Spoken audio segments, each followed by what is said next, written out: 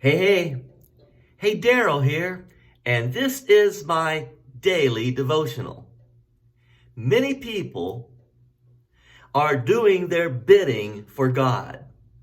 They claim that what they do it for the Lord, when in actuality, it is their own agenda that they are doing, and they are just using the Lord as an excuse to do what they do, when the Lord has never even been consulted.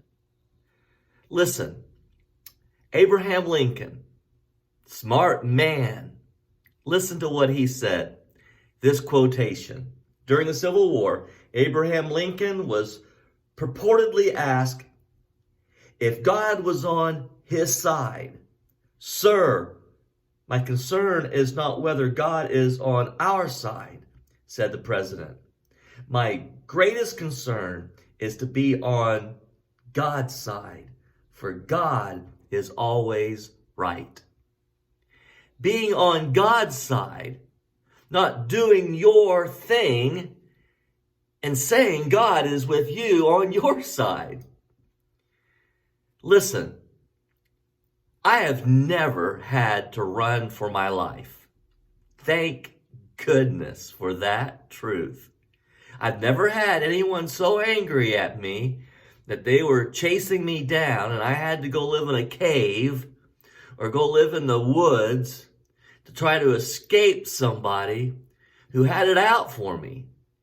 Especially somebody who had it out for me to kill me, claiming that they were doing God's will and God was on their side. But yet that was where David found himself. Saul had become so eaten up in his bitterness out of the jealousy he had for David that he now was claiming God was going to give him the victory and God was going to allow him to dispose of his enemy, David. I'm in 1 Samuel chapter 23, reading at verse 7. Saul was told that David had gone to Keilah. So Saul said, "God has handed him over to me, for David has imprisoned himself by entering a town with gates and bars." And Saul called up his forces for battle to go down to Keilah to besiege David and his men. Now, David had about 400 folks who were on his side. And they had hidden in a cave, they'd hidden in the woods, now they'd gone to the city of Keilah. Saul hears about this and he says, "God has handed him over to me." What you want to bet that Saul has never once consulted the Lord? Because we already know what the Lord's will is. Why, Samuel had already gone to Jesse's house, had already met all of Jesse's sons. He already met the shepherd boy David. He had already been led by the Lord to anoint David with oil to be the next king of Israel. We already see David fighting for the Lord in his encounter with Goliath, where he took the one stone in his sling and killed Goliath.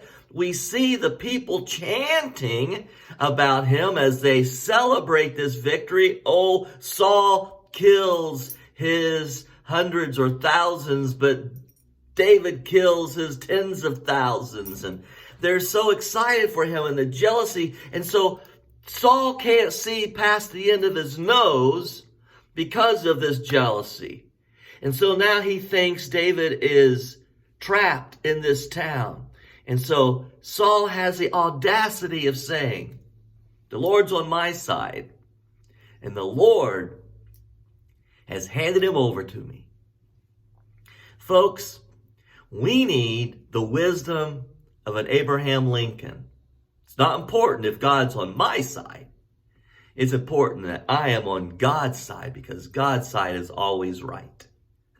Even in the absurd political world that we live in today, as two opposing sides are beating their heads against each other.